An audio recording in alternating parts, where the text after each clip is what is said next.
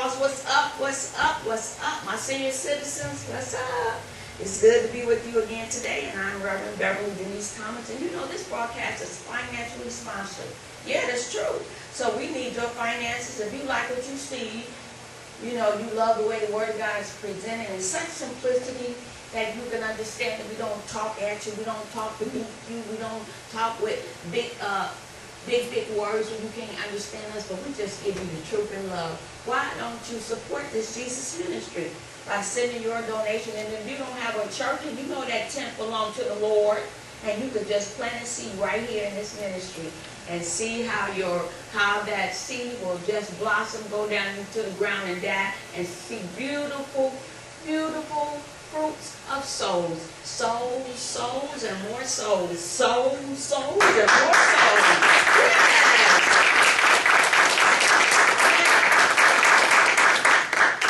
And you know, so many churches are failing the Lord today, and so many people have given up on even attending services. Well, here's a church you can come every whatever weekday the broadcast is shown in your city, and you can send your tithes here. Right? Because you still owe the Lord tithes, right? And you can send it to a Passion for Christ Ministries right here in Chicago, Illinois. P.O. Box 498-525 right here in Chicago, Illinois. And you know we have a check in the mail where you can write me a letter if something is on your mind regarding your life, and I won't mention any particulars because there's a lot of people going through the same thing you might be going through. And just send it to a Passion for Christ Ministries at P.O. Box 498-525, Chicago, Illinois, 60649. And you never know, you might hear your letter and check in the mail in our broadcast. Well, neighbor, I have a wonderful lesson for you on today, and I hope that I'm able to get through all of this today. And the name of our lesson today is The House of Bondage. The House of Bondage. And do you have your Bible and your notebook, your pen? Amen. So you can write these scriptures down and that you can go over them again in your prayer time. The house of bondage. I'm going to give you a lot of information today. But first of all, I'm starting off with the definition of the word bondage. Now, bondage, the first word that I seen when I looked in the dictionary was slavery. The slavery or involuntary servitude, the state or practice of being physically restrained as by being tied up, chained, or put in handcuffs. Bondage could also be for sexual gratification. The house of bondage. So I thought I would start our lesson out today with just a brief history of slavery.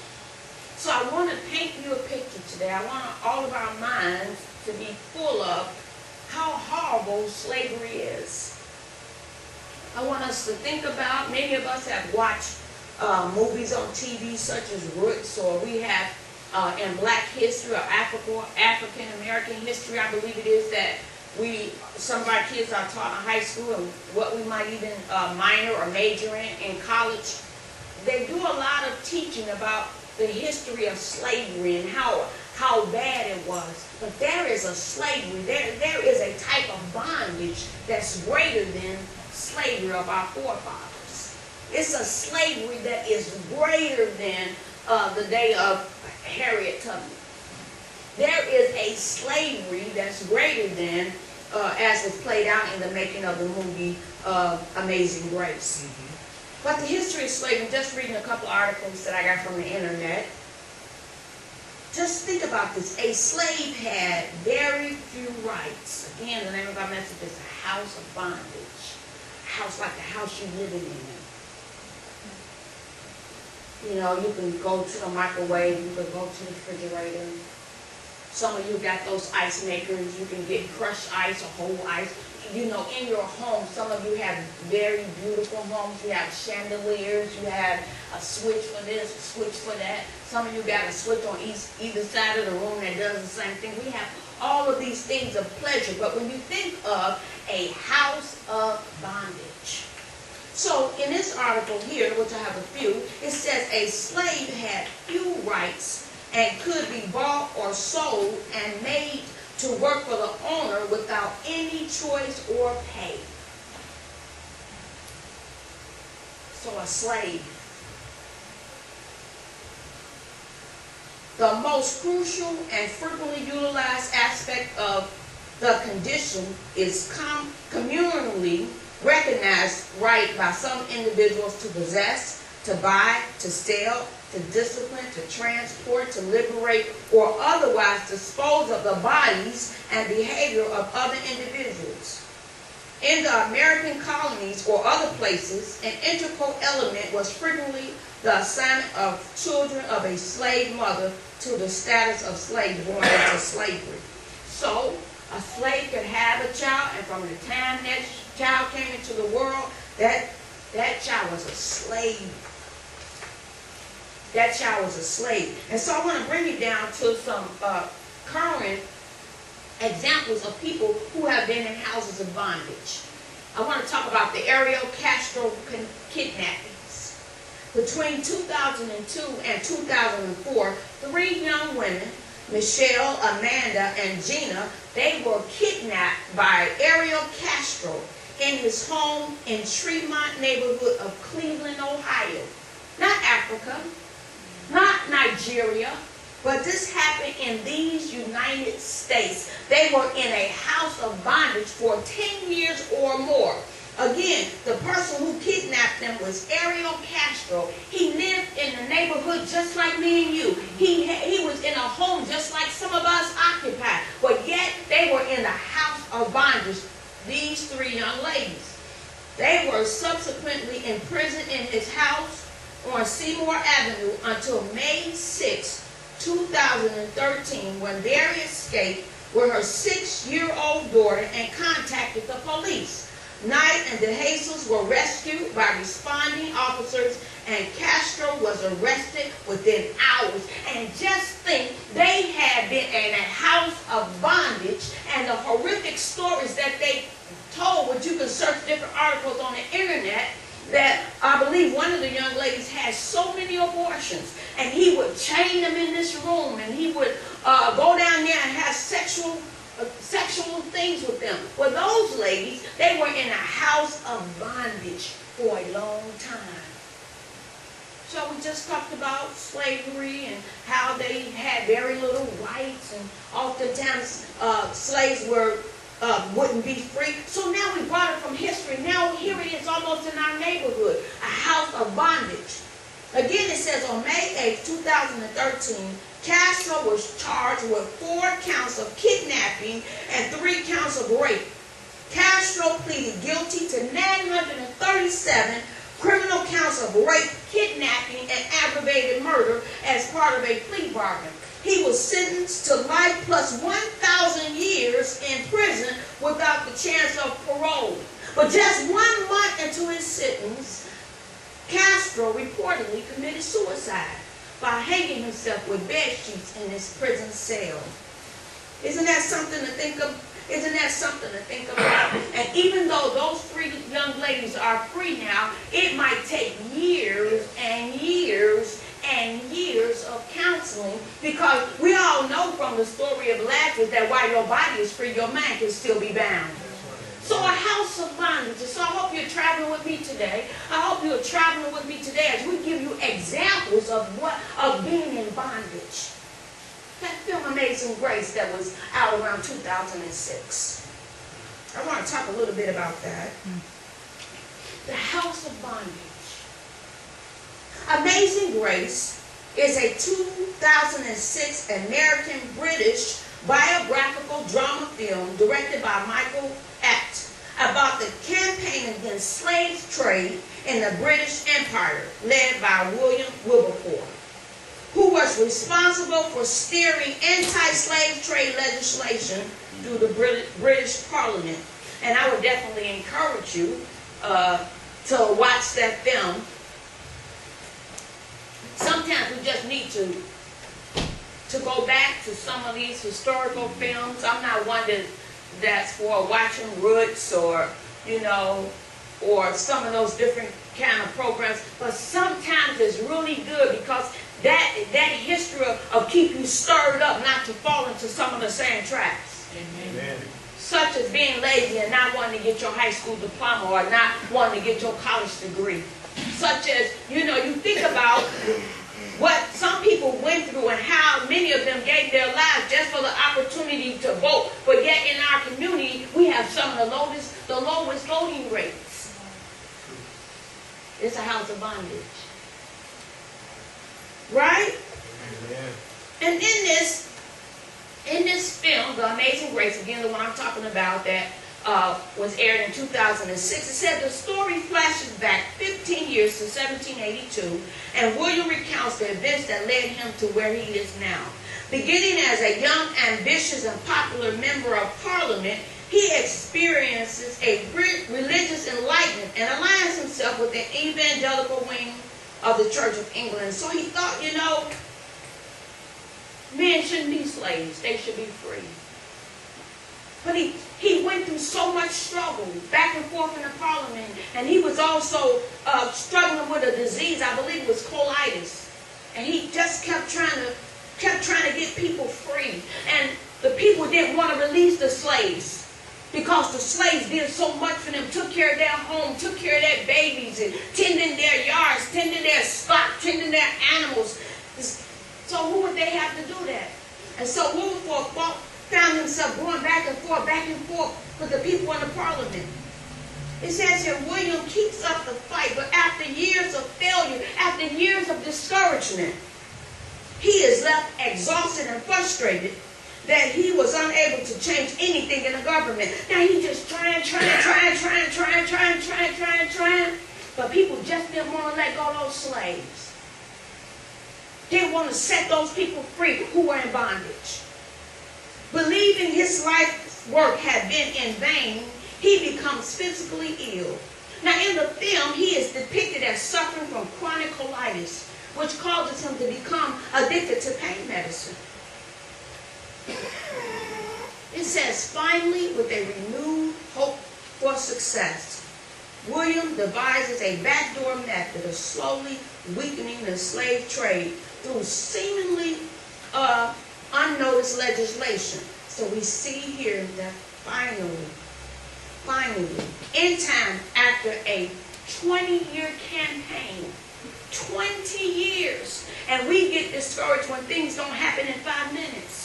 We get discouraged when things don't happen in 5 years. It says, in time, after the 20-year campaign and many attempts to bring legislation forward, he is eventually responsible for a bill being passed through Parliament in 1807, which abolished the slave trade in the British Empire forever. Let's give him a hand.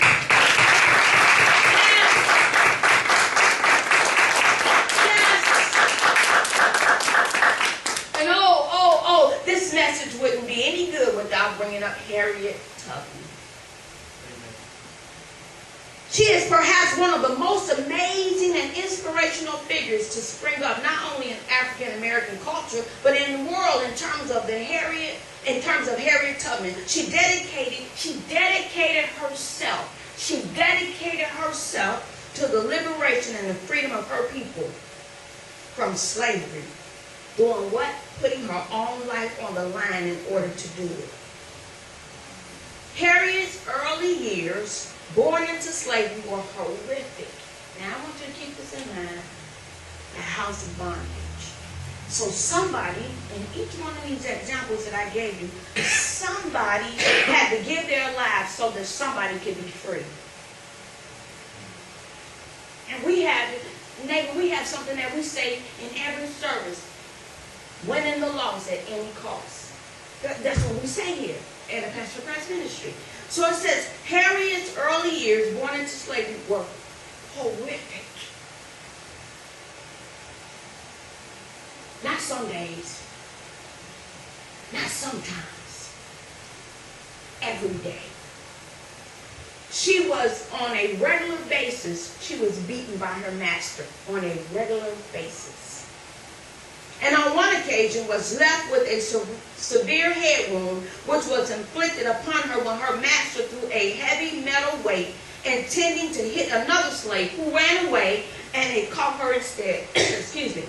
As a result of this injury, she suffered debilitating headaches. So I want you to get in your mind what she went through plus. We cry over everything. We cry over giving money, buy books. We cry over giving money for TV. We cry over spending an extra minute here at the church. We cry over volunteering. It says here, she had debilitating headaches. She had epileptic seizures and fits and regularly terrifying nightmares and visions. Amen. This was on a regular basis. But still she fought to make people free. The article goes on to say here that I printed out, once she had familiarized herself with the system, a system of going to get the slaves and coming back, she used it to begin to plan journeys to free slaves from plantation via this network that she found out about. Still had seizures. Still had debilitating headaches. But she saw the lives of people worth more than what she was going through. During the day, she took odd jobs, washing, cooking, and cleaning to be able to pay her way. But all the time she was playing missions whereby she could move back down to the deep south where she had come from, picking up slaves and covertly bringing them back north to freedom. During this period, she completed 20 missions. These feats of bravery led people to nickname her Moses, and she was loved among all who she saved. Now notice this, not just people she didn't know, but notice this. She managed to rescue her sister and her brother in 1850, and in 1851, 3 elder brothers in the year of 1854. And finally, she even freed her parents 3 years later in 1857, all the while putting herself at great risk. All in all, she freed over 300 slaves in total, which was an astonishing figure. And she didn't die till she was like around 91 or 93. She felt the need to rescue those people from a house of bondage. Slavery. Yes.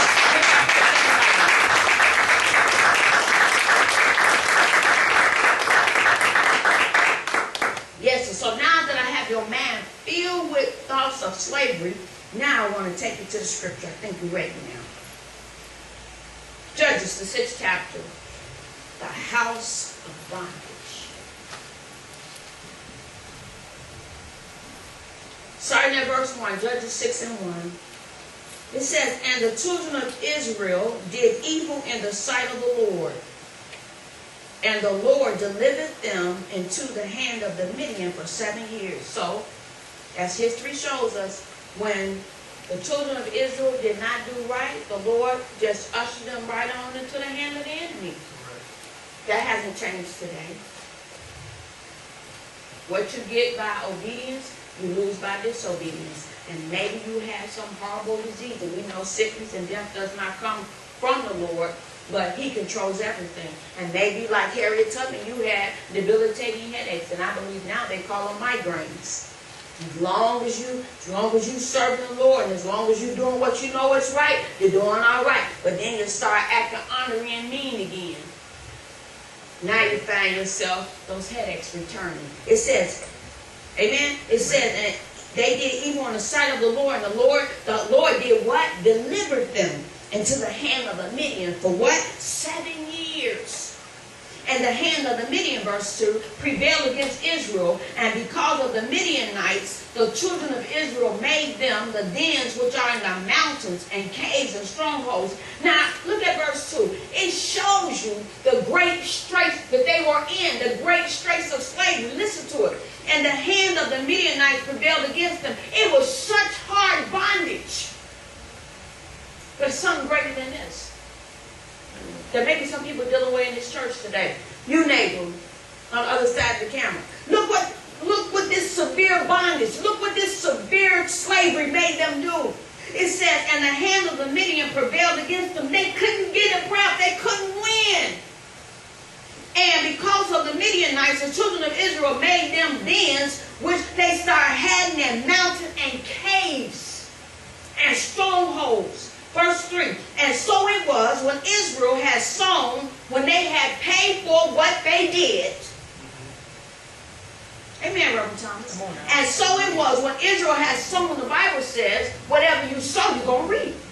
Amen. Everything you put out there is coming back to you in one form or another.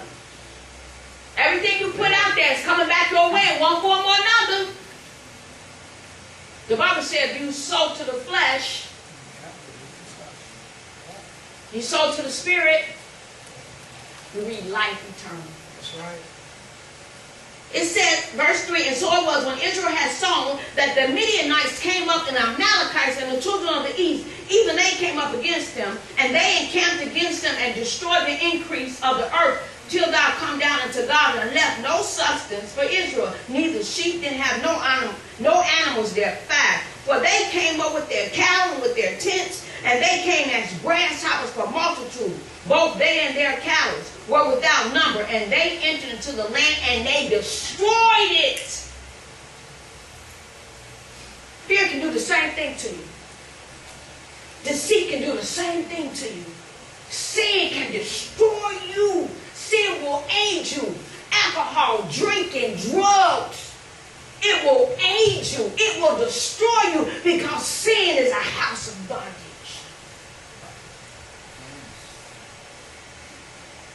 It says in verse 6, and Israel was greatly, not just a little bit. Underline that if your Bible was a workbook. And Israel was greatly impoverished because of the Midianites. And the children of Israel, they did what? They cried unto the Lord. And the Lord just let them suffer. He just let them go through it until they cried upon his name. He just let them suffer and suffer and suffer and suffer. And some people, they're not getting their healing because they won't do what's right. They're not being free because they don't want to live for the Lord. So he leaves them in the house of bondage. They don't want to serve the true and the living God. They want to be a whore. So he leaves them in the house. We just read about Harriet Tubman. It said during the day, whatever her hands could find to do, she did it. But all the while in her mind, she was thinking about, how can I help somebody else to be free? What can I do? The writer said that she would put her life at risk. But we hold our stuff. Come on, come on. We got 5 apples and there's only 2 of us. We know our neighbor. We know our neighbor's husband just died. We got 5 apples and there's only 2 of us. And we're only 3 apples away and still going down there to the lady who's now with her and helping her. Amen. You're in a house of bondage. Yes, Mom. He said, by my love demonstrating in you, they'll know you belong to me. It says, and the children of Israel cried unto the Lord. People not free today because they're not crying out. I mean crying out. To be free, to be new, to be different. Yes, right. Most people don't want to be free. Yep. They just want the appearance of freedom. Amen. Do you know some people could have woke up today not washed up but just put on fresh clothes? They had an appearance that they're fresh. Come on now. Amen. But they're not. They have the appearance that they're holy. They have the appearance that they are righteous, but they don't belong to God. Because if you belong to God, you speak the words of the Almighty God. Yes! And it came to pass when the children of Israel cried unto the Lord because of the Midianites. See, in order for them to cry unto the Lord, they had to understand why they were crying. They were crying because they made God cry. And so he made them cry. And if you make him cry, he's going to make you cry. You make his Holy Spirit cry because he's pulling on you and begging with you. He's going to make you cry. Yes. Amen. Then put you on the street called straight. And now you don't want to live right. Both your legs straighten out now. You ain't got to really depend on the other leg. He straightened out. He straightened out both your legs. Both your arms can move now. Couldn't do that before. You have no pain in your back. You don't have to sit propped up, but you can lay down and even roll over. But now you don't even have time for the one who healed you. Come on, tell it now, Reverend. You're in a house of bondage. Amen, Reverend. This is good. Yes, Amen. It's in here. Yes.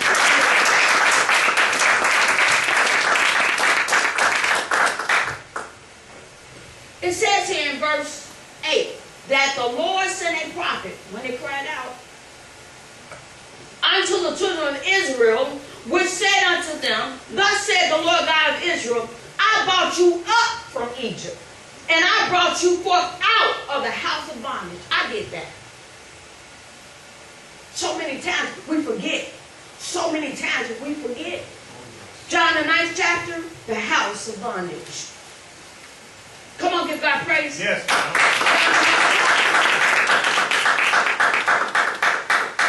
John the 9th chapter says, here's a fellow that was in the house of bondage. And Jesus passed by, and as Jesus passed by, he saw a man which was blind from his birth. Not being able to see is a bondage in most cases. Now there are some very godly people who are blind. And his disciples asked him, saying, Master, who did sin? This man or his parents, that he was born blind? Jesus answered, neither have this man sinned or his parents, but that the works of God should be made manifest unto him. I must work the works of him that sent me while it is day. The night cometh when no man can work. As long as I am in the world, I am the light of the world. So we found this man who was born blind. A house of bondage. For the Lord to come by to see about him. Now remember when we first started our lesson off, we talked about slavery, we talked about bondage. It talked about how slaves, most of them don't have no freedom. They got to do what the master tells them to do. And then we just read here in Judges about how the Lord told his children that he delivered them from Egypt, that he delivered them from the house of Pharaoh, that he delivered them from the house of bondage. When you are sick, that's a bondage. Some people who are sick, bless their little hearts, they got to wait for somebody to come by and look after them. Yes, it's a type of bondage. But it's a greater bondage even than that. It's a greater bondage even than that. Luke 13. It's a greater bondage even than that. And I want you to look at this bondage that I'm telling you about today. And that's why I'm giving you so many examples. And you think within your mind, man, to be born blind. Or to have your sight, and by some debilitating disease, you start losing your sight. That's right.